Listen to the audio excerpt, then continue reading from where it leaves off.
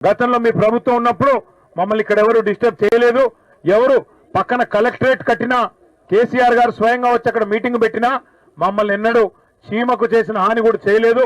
మమ్మల్ని కాపాడుకున్నాడు తప్ప అన్యాయం చేయలేదు.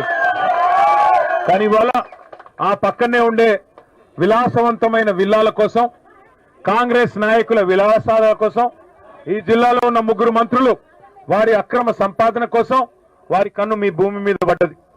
మీ 60 ఎకరాల మీద కన్నుబడి ఇవాళ 3 మంత్రులు కూడబలుక్కొని అందరూ కలిసికట్టుగా ఇవాళ పేదలను మెడలు బట్టి గెంటేసి ఒక శత్రు దేశం మీద దండయాత్రకు పోతే ఎట్లయితే పోతారో 1000 మంది పోలీసు వాళ్ళని తీసుకొని అర్ధరాత్రి వచ్చి నోటీస్ ఇవ్వకుండా అన్యాయంగా ఇవాళ మిమ్మల్ని అక్కడి నుంచి తరిమేసి ఇక్కడ బజార్న పడేసింది ఇందిరమ్మ ప్రభుత్వం.